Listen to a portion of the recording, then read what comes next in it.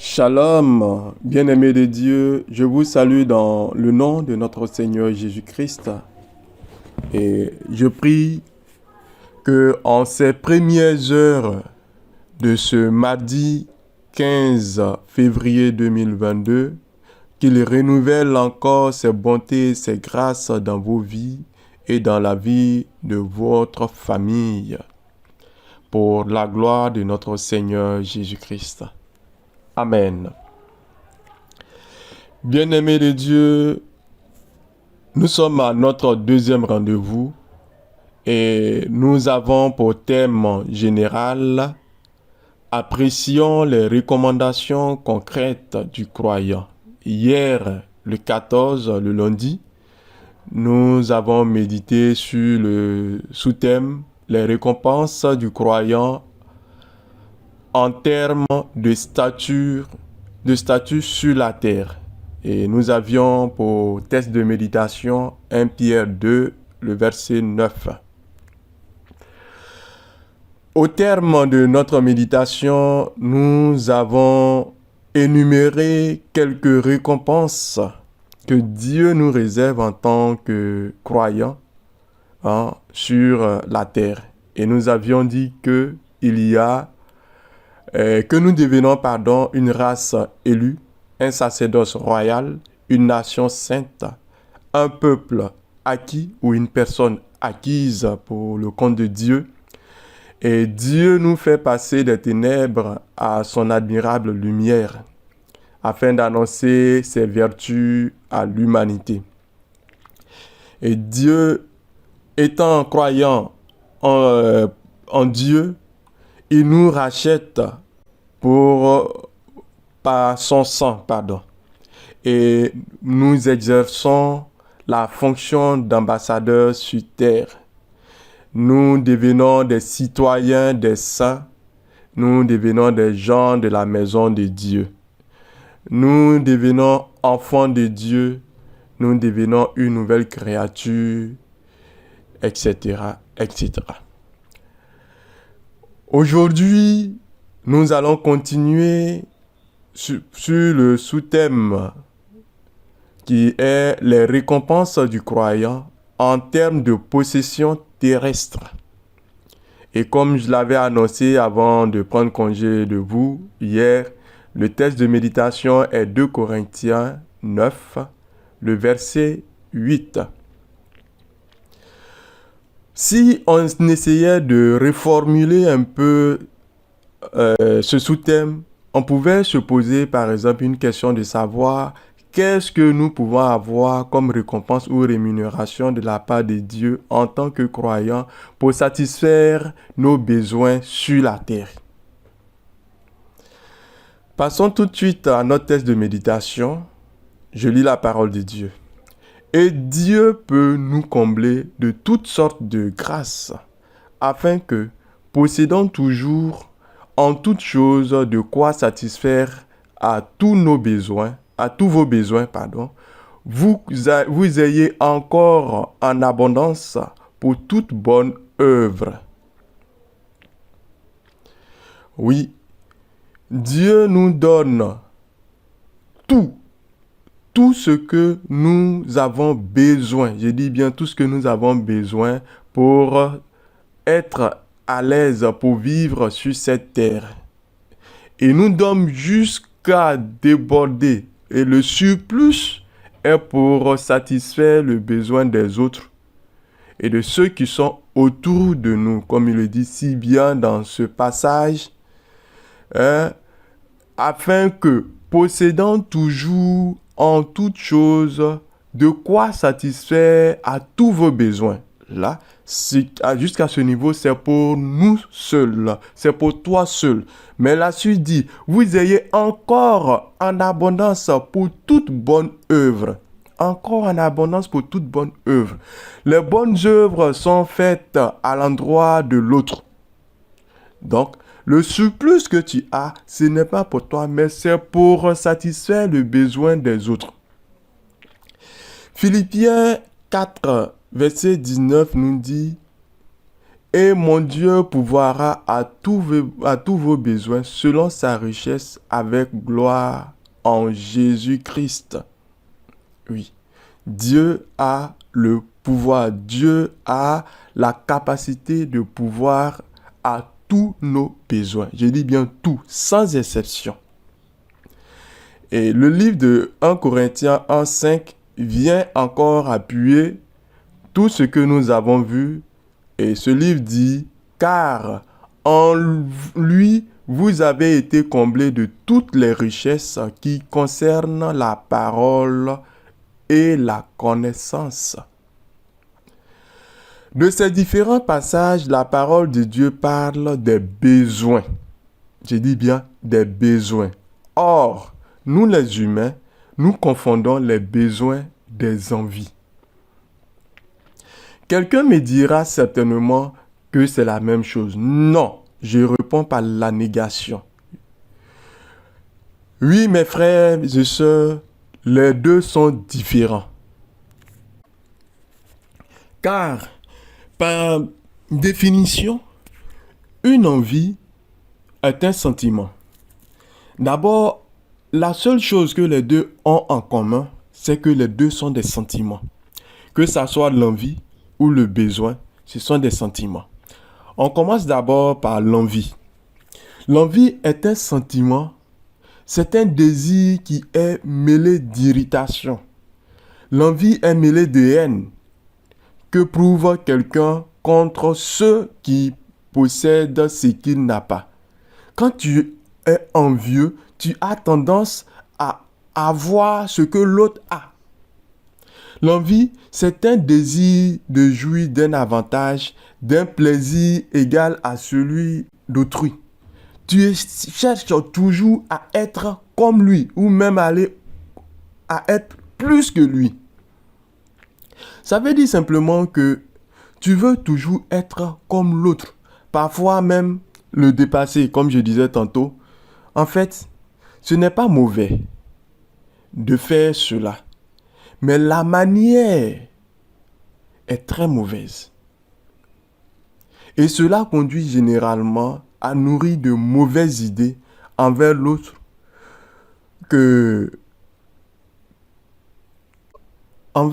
lorsqu'on n'y parvient pas, lorsqu'on n'arrive pas à avoir ce que l'autre a. En fait, mes frères et sœurs, l'envie se nourrit de convoitise, de jalousie, de haine. Et toutes ces choses sont très mauvaises aux yeux de Dieu. Ces comportements nous conduisent sur des chemins qui ne sont vraiment pas catholiques.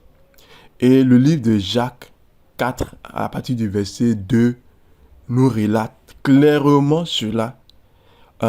Il dit, vous convoitez et vous ne possédez pas. Vous êtes meurtriers et envieux. Je m'arrête là pour le moment. Le livre de Jacques nous attire notre attention sur la convoitise. Et le fait de convoiter, d'être envieux, il nous traite de meurtriers parce que la convoitise conduit au meurtre. Maintenant que je pense que nous avons compris ce que c'est que l'envie, on revient sur le besoin. Ce pourquoi Dieu est là, il est prêt, comme on le dit souvent en Côte d'Ivoire, il est prêt pour nous concernant le besoin. Le besoin, comme je disais, est aussi un sentiment. C'est une exigence qui est née à partir d'un manque, d'une privation de quelque chose qui est nécessaire à la vie. Voilà. Le besoin, c'est un manque, quelque chose qui manque, quelque chose qui est vraiment nécessaire, indispensable à la vie. Ça, c'est un besoin. Et les besoins recouvrent l'ensemble de tout ce qui apparaît être nécessaire à un être. Tout ce qui rentre dans notre vie. Voilà, c'est ce qui contribue à notre vie. Sans ça, c'est-à-dire la vie n'est plus. Tu risques même de perdre la vie. Ça, c'est un besoin. Je prends un exemple de quelqu'un qui a soif. Voilà. Avoir soif est un besoin naturel et normal.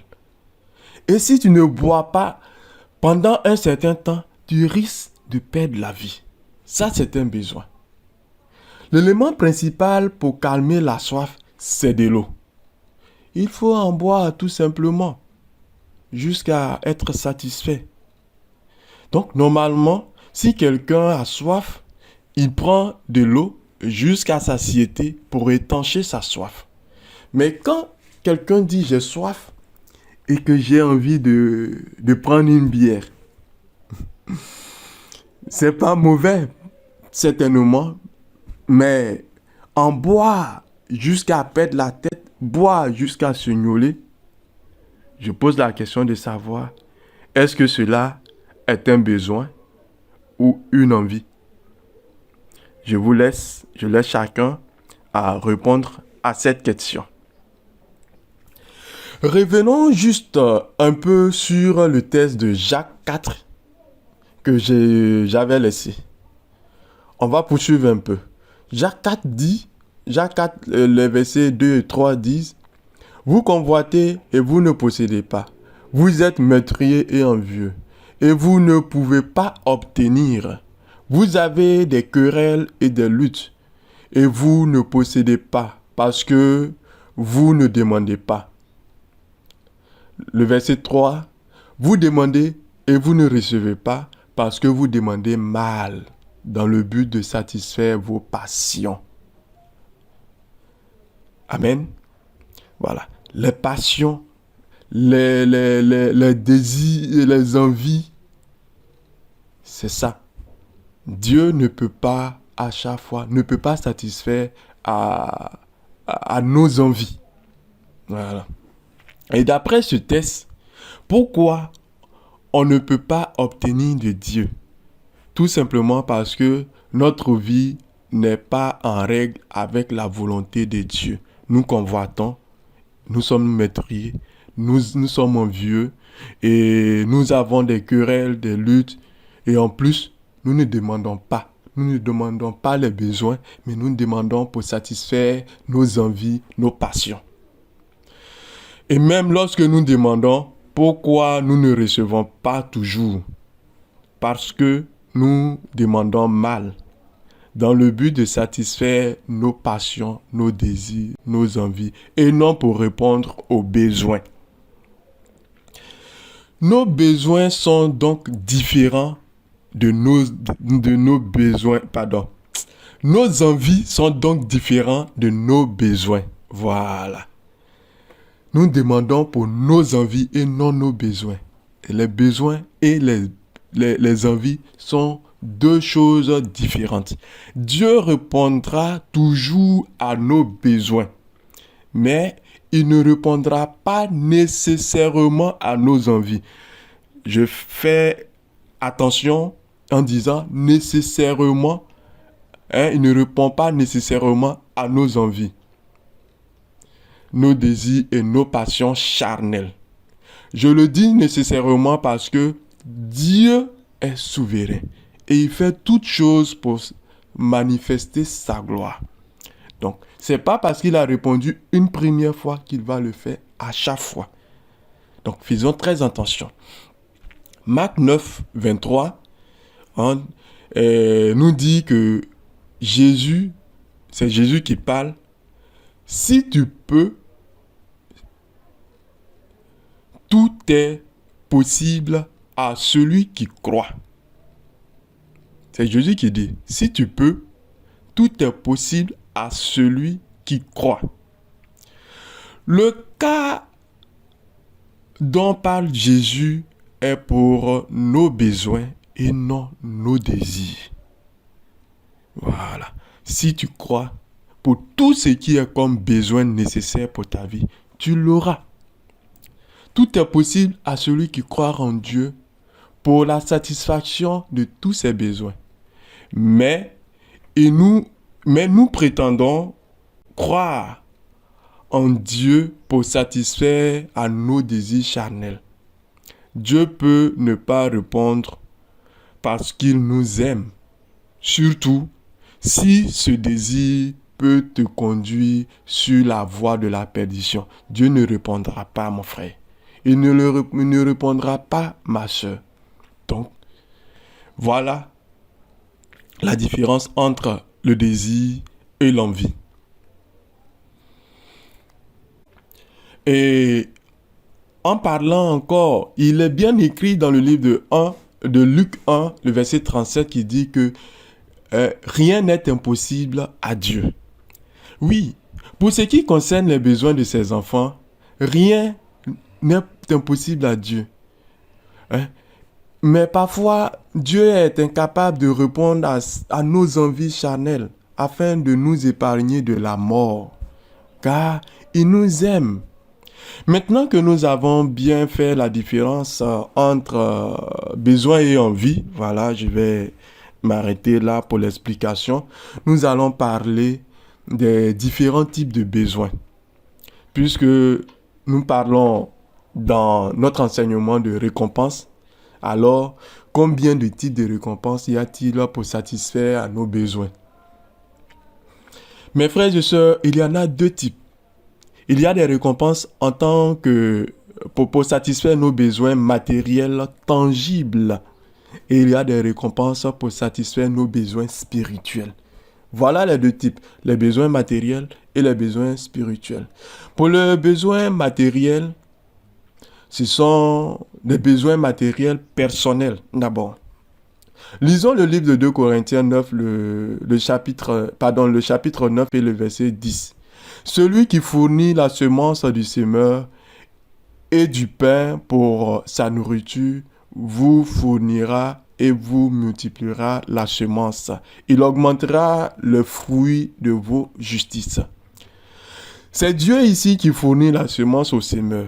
Il lui fournit par la même occasion du pain pour sa nourriture. Il multiplie la semence.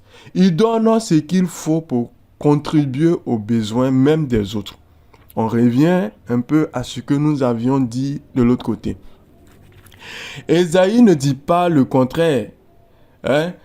Le surplus, Ésaïe vient nous donner le passage qui dit ceci, et on chante même avec.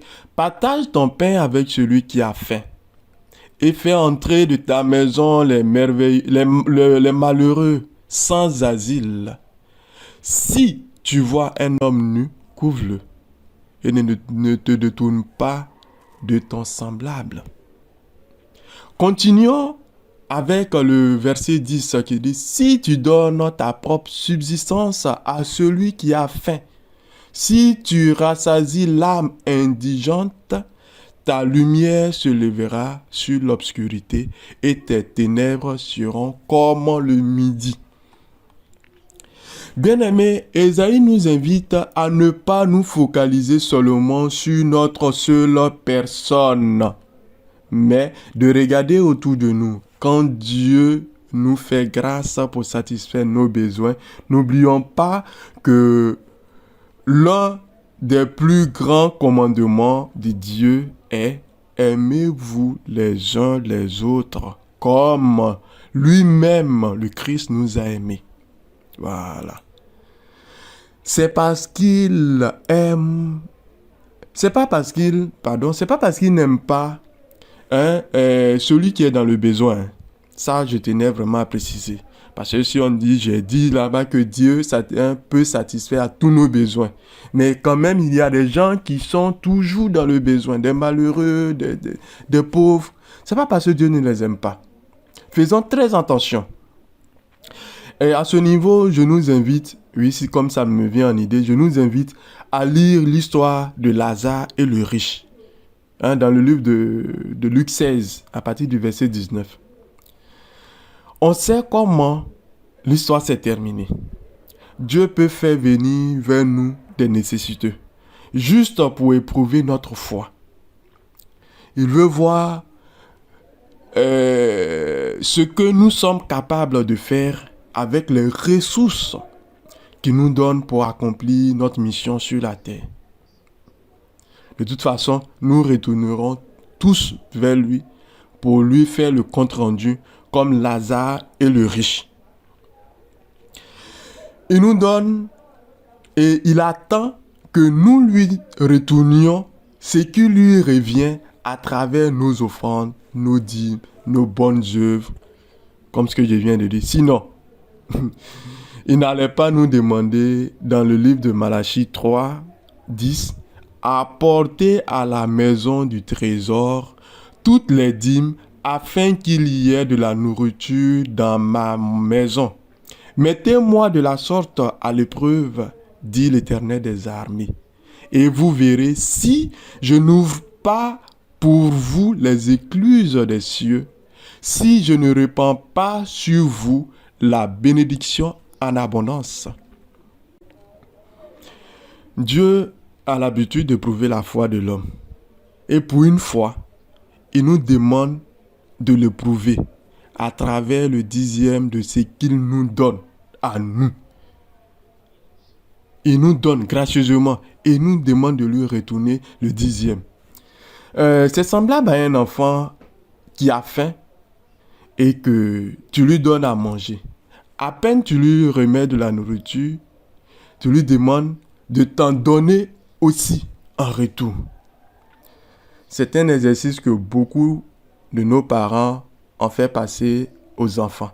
Et beaucoup d'entre nous, quand nous étions enfants, nous avons vécu cette expérience. Et nous savons tous, en fonction de la réaction de l'enfant, on fait un jugement. Donc Dieu nous donne et nous demande en retour de lui en donner aussi. Je vous laisse l'image de cet enfant à méditer. Je ne parlerai pas plus sur les histoires d'offrandes, de dîmes et autres, mais je laisse cette image. Alors, revenons maintenant à nos besoins. Revenons à nos besoins, on a fait les besoins matériels et nous allons parler de besoins spirituels. Le livre de Actes 2, le verset 37 à 38 dit: Après avoir entendu ce discours, ils eurent le cœur vivement touché et ils dirent à Pierre et aux autres apôtres: Hommes frères, que ferions-nous? Pierre leur dit: Repentez-vous et que chacun de vous soit baptisé au nom de Jésus-Christ pour le pardon de vos péchés et que vous recevriez le don du Saint-Esprit. Poursuivons avec le verset 33 qui dit: Élevé par la droite de Dieu, il a reçu du Père le Saint-Esprit qui avait été promis.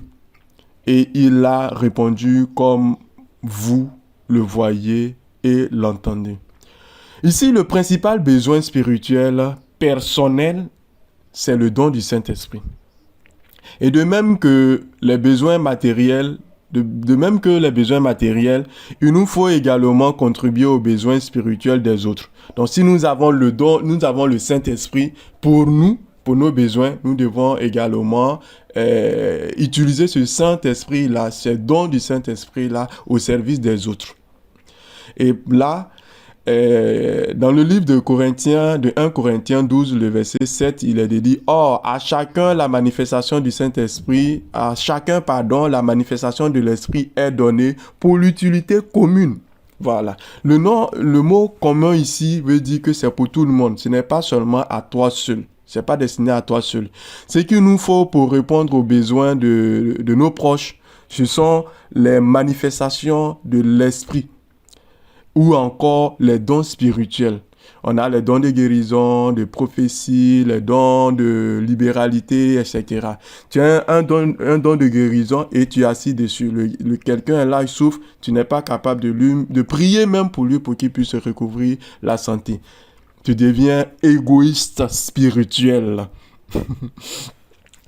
Alors pour nos besoins encore sur la terre, on poursuit avec le livre de Luc 10, le verset 19, Il dit, voici, je vous ai donné le pouvoir de marcher sur les serpents, les scorpions et sur toute la puissance de l'ennemi, et rien ne pourra vous nuire. Hein? Pour notre mission, Dieu nous donne le pouvoir de dominer sur tout. Tout ce qui est comme ici, les lions, le serpent, les scorpions, bon, ce sont des animaux qu'on cite, mais au-delà, ce sont des principautés, ce sont des esprits dont Dieu nous donne le pouvoir de les dominer. Il est écrit encore dans le livre de Marc 16, 15 à 17, il dit, puis il leur dit, allez par tout le monde. Ça, c'est dans le cadre de notre mission, Dieu nous invite à aller par tout le monde et prêcher la bonne nouvelle à toute la création. Celui qui croira et qui sera baptisé sera sauvé, mais celui qui ne croira pas sera condamné. Voici les miracles qui accompagneront ceux qui auront cru. En mon nom, ils chasseront les démons, ils parleront de nouvelles langues. Amen. Voilà pour nos besoins spirituels destinés à accompagner, à aider l'autre. Tu ne peux pas avoir la connaissance de Dieu et tu t'assois. Dieu nous envoie en mission, allez par tout le monde et proclamer la bonne nouvelle. Dites au monde entier que Jésus est Seigneur. En le faisant, tu contribues à la construction du royaume de Dieu.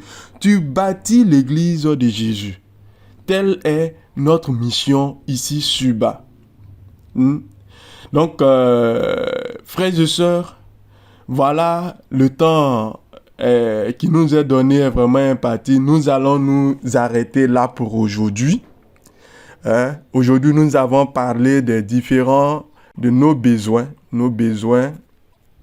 des récompenses du croyant, en termes de possession terrestre. Et on a fait la différence entre un besoin et une envie. Et pour les besoins, nous avons des besoins matériels et des besoins spirituels. Et nous allons vraiment demander au Saint-Esprit d'aider chacun de nous, de tous ceux qui m'écoutent et qui m'écouteront, que Dieu nous aide, que le Saint-Esprit nous aide à faire le bon choix, à nous approprier, à nous attacher aux besoins matériels et spirituels pour le bonheur des uns et des autres. Que Dieu vous bénisse et que votre journée soit encore plus belle au nom de Jésus. Amen. Shalom.